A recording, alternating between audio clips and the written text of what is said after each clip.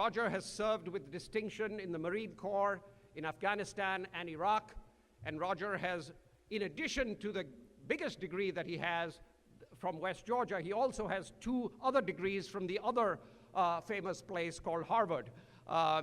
He has 2 master's degrees from Harvard. Roger, please come forward.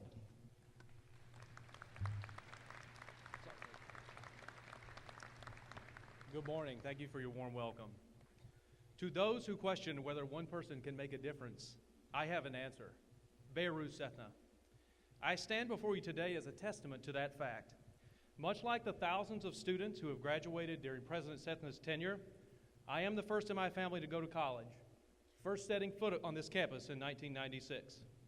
I was not special or extraordinary, but yet President Sethna took an interest in me because he saw the one thing that he sees in all of his students: potential. Having now known him for almost a decade, I can attest to his remarkable dedication to this institution. As president, the University of West Georgia could not have asked for a better visionary. The Honors College was born, and enrollment has doubled. Building after building has been built on this campus since I was first here. Indeed, the size of land holdings and academic facilities have increased by more than 70% under his leadership. Through our eyes, we can see his direct impact. As a professor, students could not have had a better advocate. I took his course, and I can assure you he takes teaching very seriously. On one occasion, I stayed up late studying and shot him a brief email around midnight. 2 minutes later, a response, which triggered another question and another response. This rapid-fire exchange went on through the night until all my questions had been answered. The course was innovative, demanding, and enlightening. In fact, President Sethna was selected as the Honors Professor of the Year because of that course. Through his teaching, President Sethna has expanded our minds. Take away the role of president and the title of professor, and there remains a person worthy of our attention, praise, and imitation. I once emailed him on his birthday and said, "Whatever it is you want to do today, I hope you get to do it." He responded that in fact he had spent his day in the best way possible. He had helped an elderly couple in their travels. He had patched a tire. He had aided a young lost couple in carrying their bags.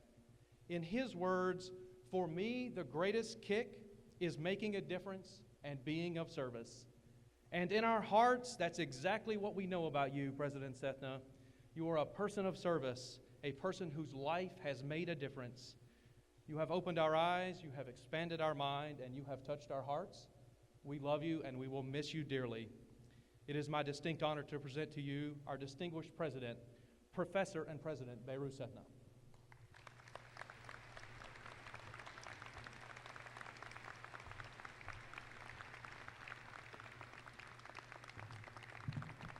Thank you. Thank you. Thank you very much, colleagues. Thank you.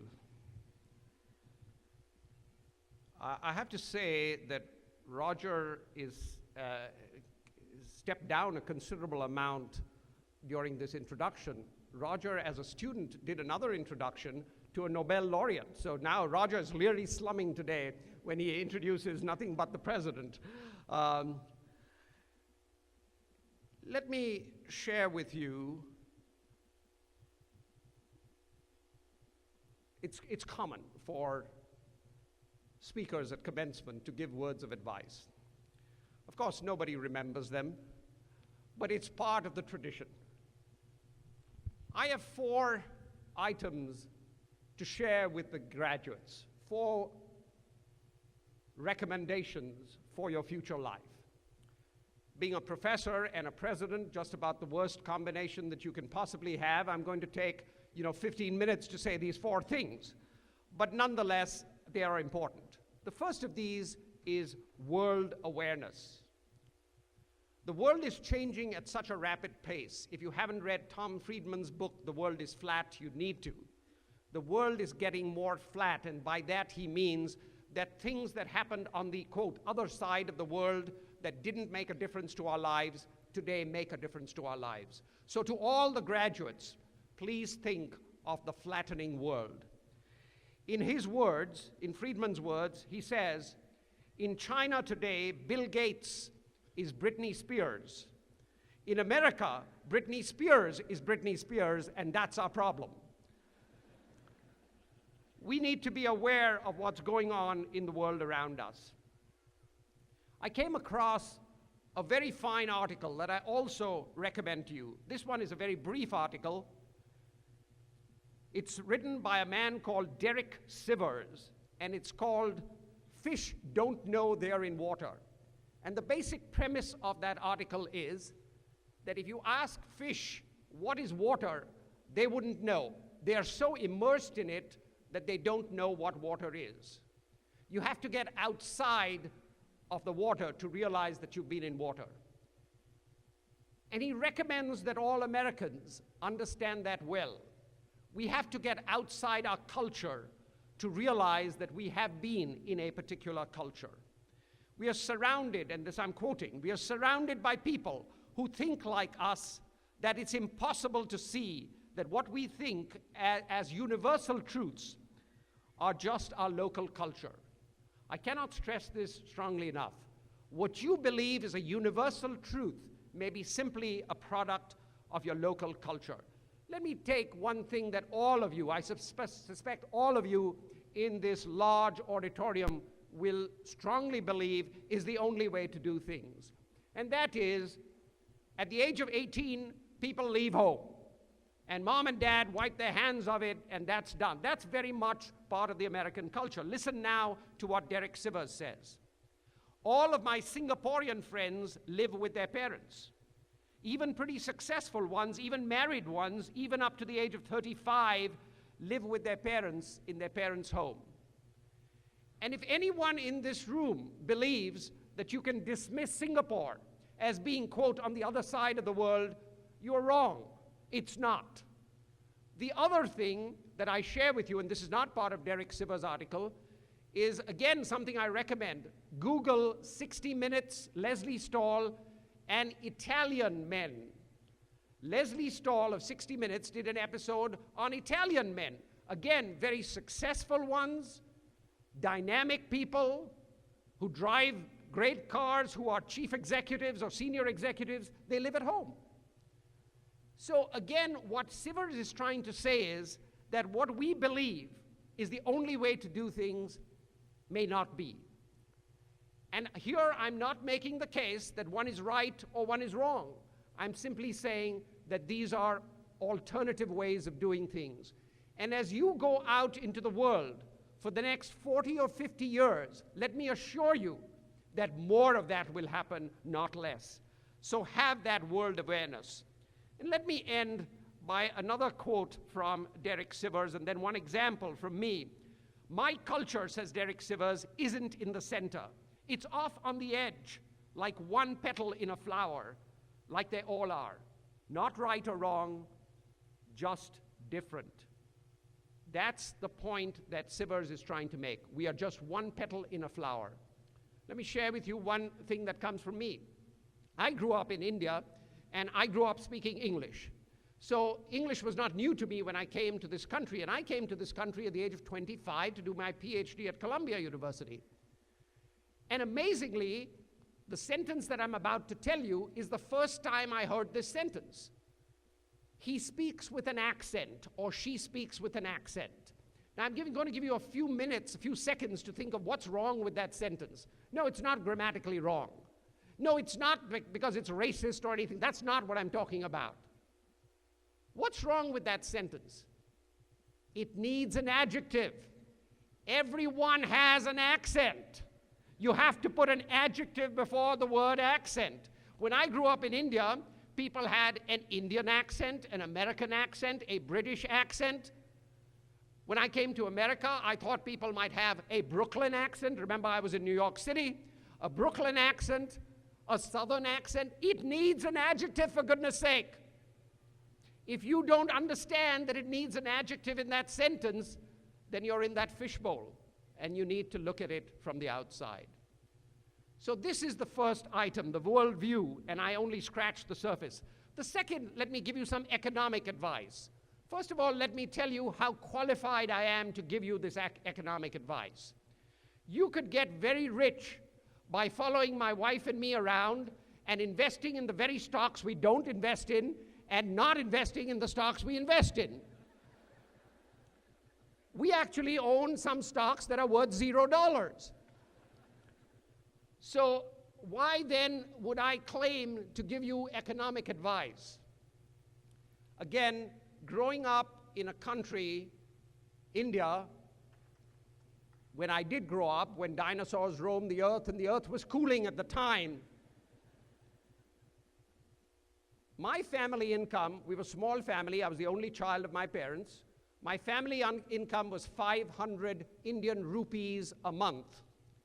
Now you can check up on this, but I Googled it just about half an hour ago or 45 minutes ago to see what that's worth. It's $9.91 a month. That was my family income. Now admittedly, dinosaur rides didn't cost as much then as they do today. So you can add on a fudge factor to that. The exchange rate was more favorable. You can add on a fudge factor for that. The cost of living is less in India. Add on a fudge factor for that. But you have to add on a lot of fudge factors to make any sense of $9.91 a month. That's how I grew up. And the reason I'm here is because of the vision that my parents had that higher education was the way to succeed. And I am forever grateful and will always be. They have long since passed away, but I thank them every day for those values that they gave me. But the way they succeeded and the way I learned to grow up with these 5 words, and I share these 5 words with you, that's your formula for economic success. Spend less than you earn. That's it.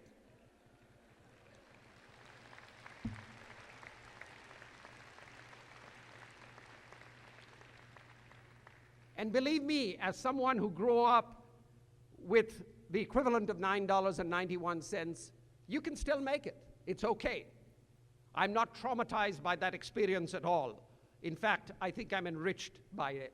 And I really believe that I was blessed to be in that environment. The third piece of advice I give you is the importance of symbiosis. Sometimes people call it symbiosis. Let me define it for you from the dictionary. It's the living together of more or less intimate association or close union of 2 dissimilar organisms. Symbiosis is very important. As you go out into the world, please understand that you will be in teams. And it's very important to function well in teams. Extremely important. Now, teams are easy when everyone around you looks like you, talks like you, and has the same background. It becomes much easier. But I've got news for you. That's not going to be the case as you go out into the world.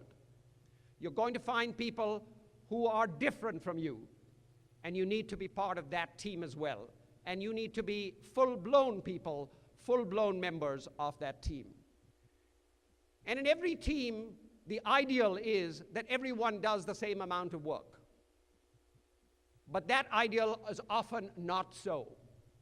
So I encourage you, if everyone's not doing the same amount of work, they are the givers and the takers. They are those who coast, and they are, in a crude way, you could say, the suckers of the group that end up doing all the work. My advice to you is be the sucker.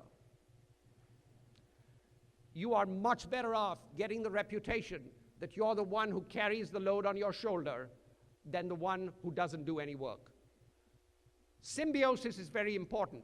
You know about sequoia trees. Sequoia trees are very tall, but their roots are very modest. They are not widely spread. How can that possibly be? The reason is because the sequoia trees grow next to each other and the roots link with each other underground. So understand the value of teams, and understand also that there is incredible need to get along and do well with people who do not look like you. In that connection, let me read you a poem. Unfortunately, I do not know the author, so I cannot give him or her credit, but let me read that to you. 6 men trapped by happenstance in dark and bitter cold. Each possessed a stick of wood, or so the story's told. Their dying fire was in need of logs. But the first one held his back. For on the faces round the fire he noticed one was black. The next man looking across the way saw one not of his church, and he couldn't bring himself to give the fire his stick of birch. The third one sat in tattered clothes and gave his coat a hitch. Why should his log be used to warm the idle rich? The rich man looked back and thought of the wealth he had in store, and how to keep what he had earned from the lazy, shiftless poor. The black man's face bespoke revenge as the fire dimmed from his sight, for all he saw in his stick of wood was a chance to spite the white. And the last man of this forlorn group did nothing unless for gain. Giving only to those who gave was how he played the game. 6 logs held tight in death's still hands was proof of human sin. They didn't die from the cold without, they died from the cold within. So ladies and gentlemen, friends, students, don't hold your logs back. We are all in this together, and we can have a much richer and more beautiful world if we participate. And the fourth piece of advice I give you is to build what several authors have called towering competence. As you go out into the world, be the go-to person for something. I don't know what that thing is, but be the go-to person for something, that someone can come and ask you for advice, for help on something. Now, let me tell you, you do not become the go-to person without hard work, and I strongly, strongly believe that. As Roger mentioned, we exchanged, when he was a student, email messages through the night. That is not uncommon for me. I'm 65 years old, almost that. I know your impressions of a 65-year-old is not this, but nonetheless, I am almost 65. And if I can work through the night and do hard work, so can you.